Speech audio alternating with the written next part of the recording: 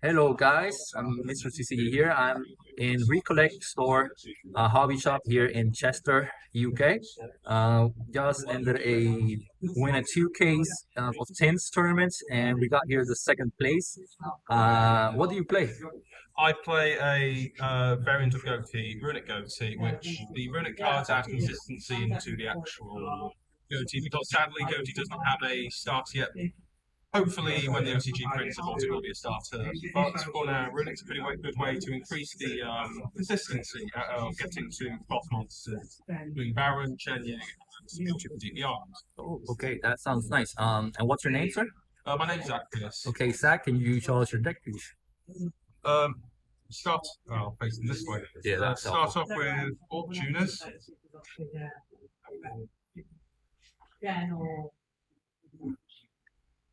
You've four ghost tuners, two shift, one paces, one zep, and three hoppers. Shift, when sent to the graveyard, can banish itself by targeting a fish and adding 500 to easily get it into banish. Paces, if you normal summon, you could activate a spec to summon a fish from hand. It also banishes itself across. Zap, if it's sent on your opponent's turn, it is banished. It can immediately bring itself back and synchro summon. All of these two have quick fit synchro summons, which can be used during that phase. They have to be as soon as they come back. Okay. Hoppers can is a quick synchro into. These also only go into fish, whereas hoppers can go into any. These all once per turn. Those are all annoying. Yeah. All of them. They play around so many stuff. Yes, these can be searched through Cupid's Pitch, which is part of the main combo. Okay.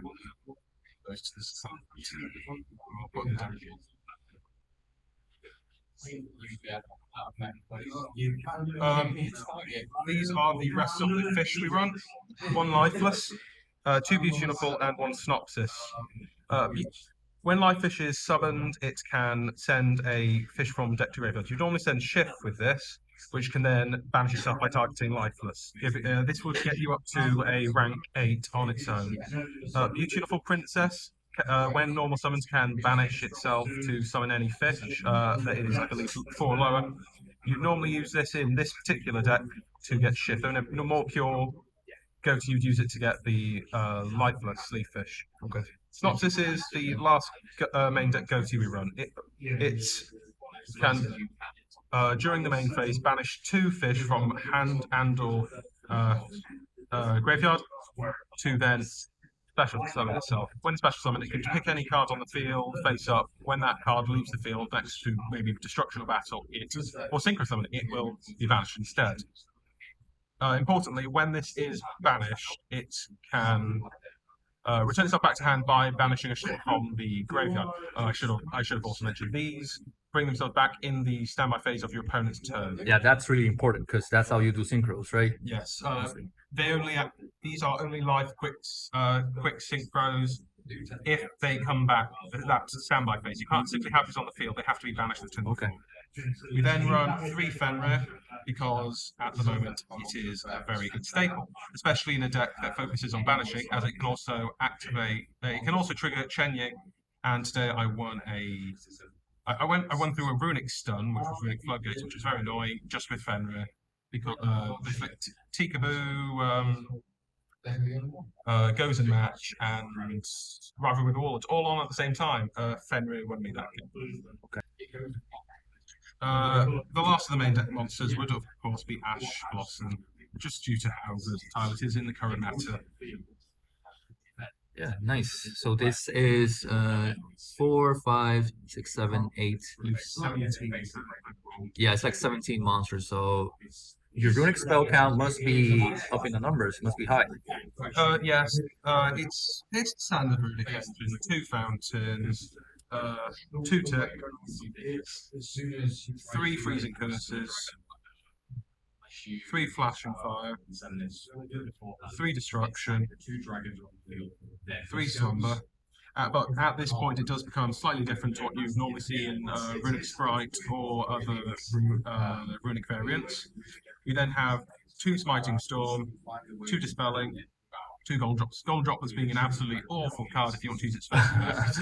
but due to reasons I'll get in once we go to the extra deck, I'll explain it a bit more. Okay. Actually, won with the I decked out the Runick Floodgate on the final game as he had 5 floodgates up, 3 set monsters, and fountain. So I decked him out with that. That's 9 cards. Yeah, he would have decked me out if I had not pop decks that time. Yeah, that's how Runic mirror match works. So, but seems pretty consistent. You always see a Runic spell basically in your hand, so Well, that helps a lot. You either see all Runics, which in that case you play pure Runic until you draw, or you draw enough Ghoti fish to actually start just a Ghoti play. It's either normally it'll either be you play pure Ghoti, pure Runic, or most normally Runic Ghoti. Nice. For those to the side. In the extra deck, 2 Hugin and 2 Gary. Obviously, you want to use Hugin to get the field spell, and Gary in case sometimes you can get it back. But the most important, if you open, say, 2 Runic, maybe 2 Runic sands plus, I don't know, we'll add a Fenrir as a random card.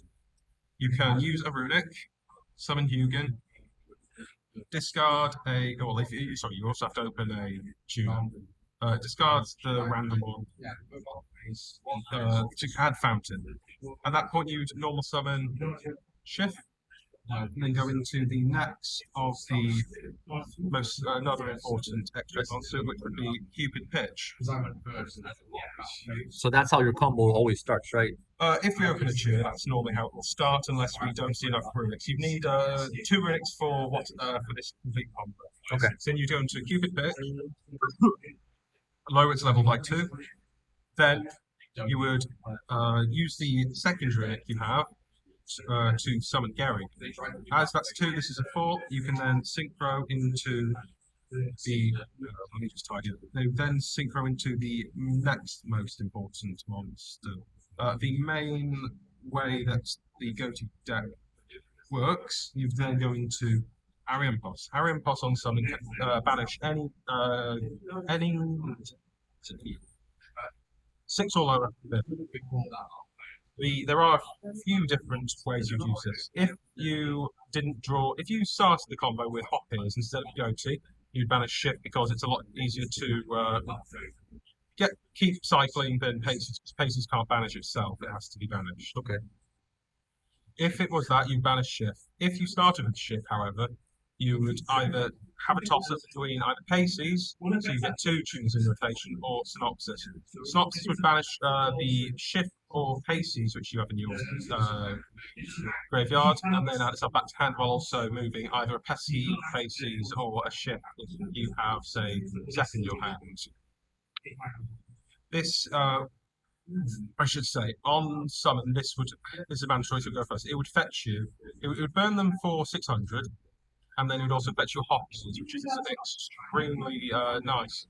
Unlike pure Ghoti, this gives us a very consistent way to get to Hoppies, which, as he knows, is very annoying sometimes. He is really annoying, yeah, he can be.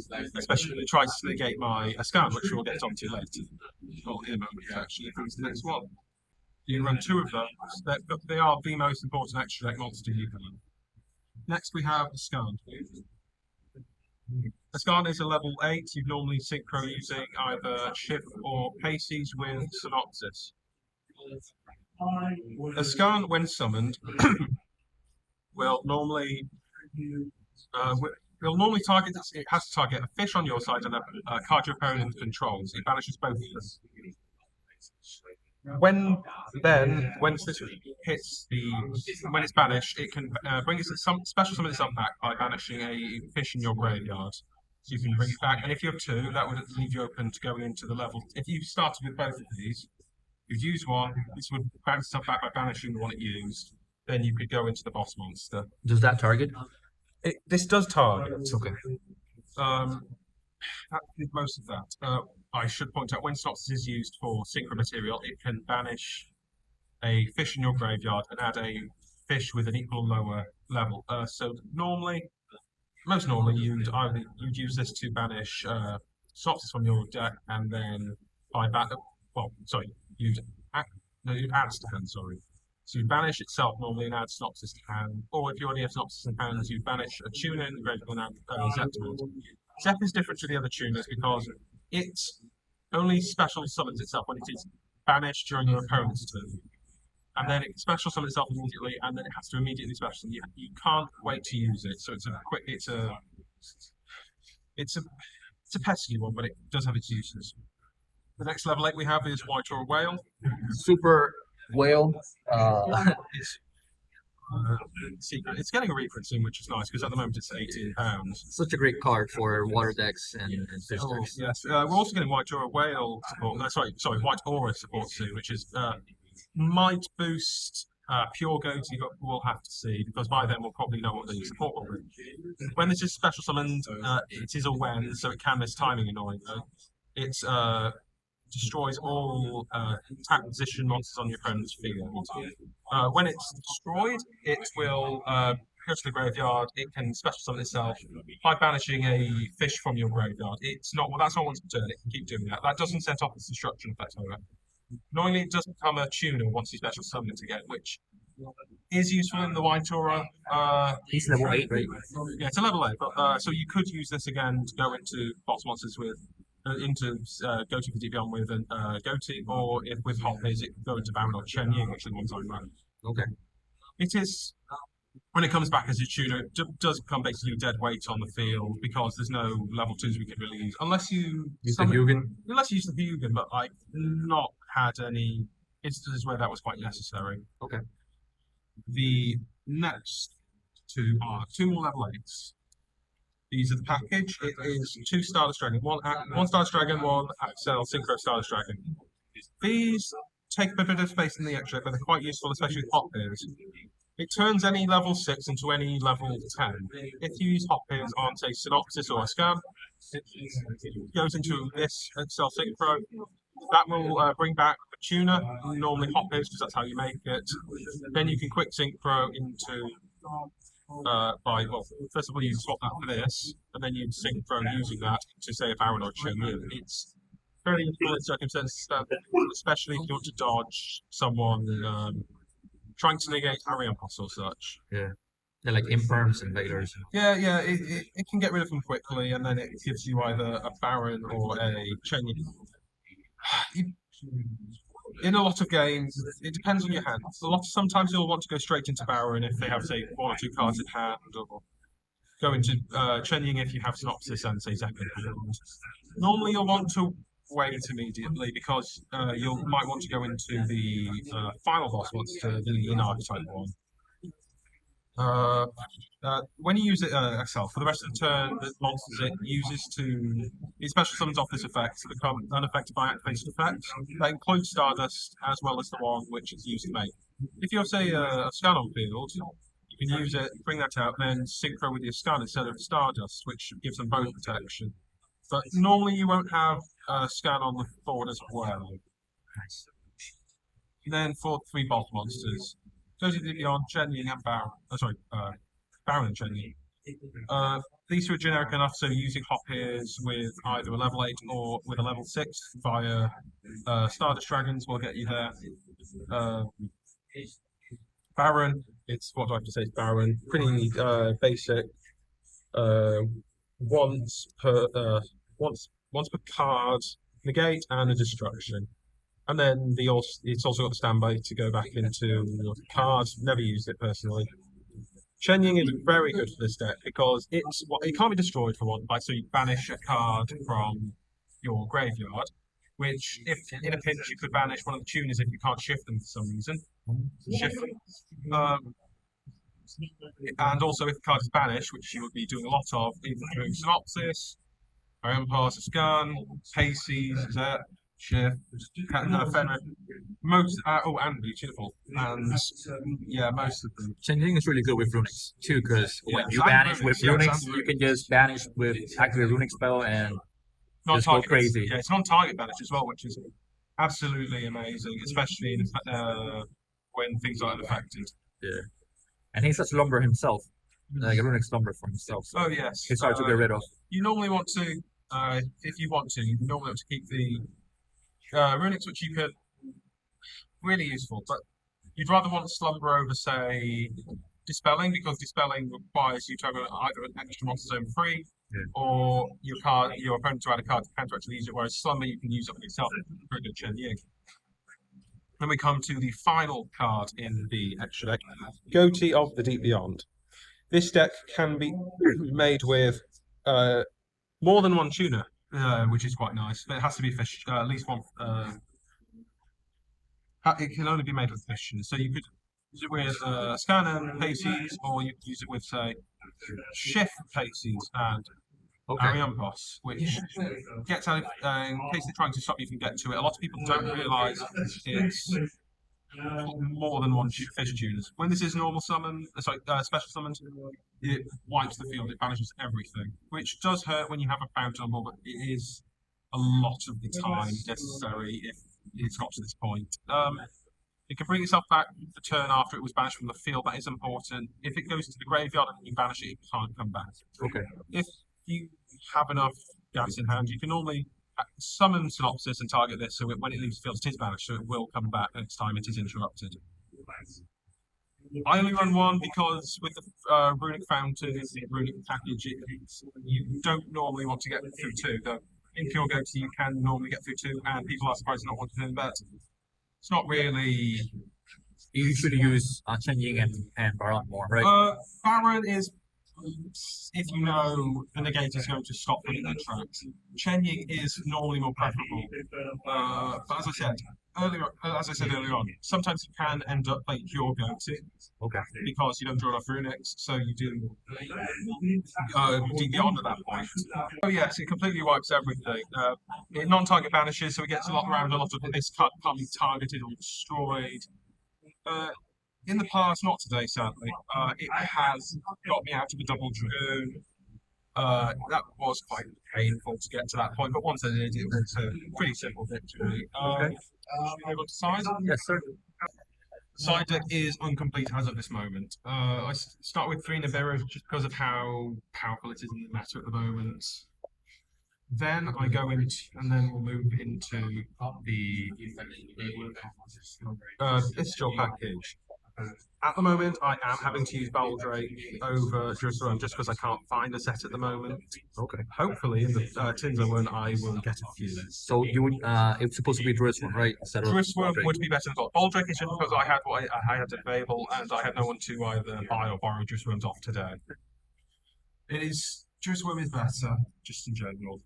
Baldrake is pretty useless in this, apart from Mistrals are very good at moving, say, Flighted Docs out of your opponents. If you go first, I wouldn't use them going first normally, unless you know it's a deck which can play turn 0 and is light and darks. Yeah. If you have a hot Pearse with these, you can Baron turn 0 on your opponent's turn, or possibly a Chen Ying if you somehow have a way to do that. I don't see why you do that. It's normally it's a good way to get synchronous in. Okay.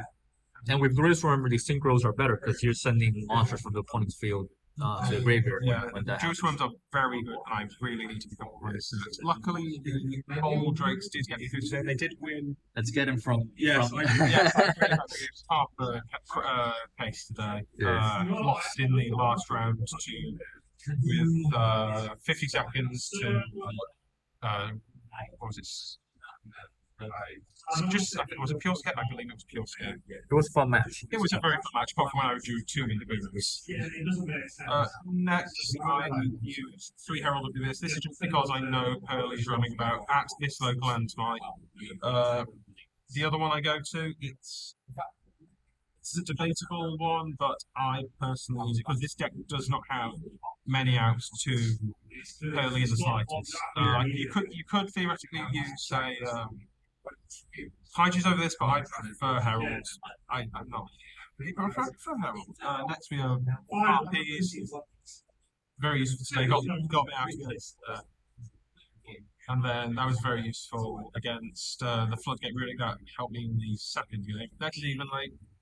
This deck doesn't have too much to go into the first. Going second, this deck can't do too much if your opponent has a very established score. So Evenly is highly advised. And last we have Munen. which lets you win in time. You'd normally side this in third game. You could use it with Ash to go to level 6, but at that point you lose the advantage of time by adding the 1,000.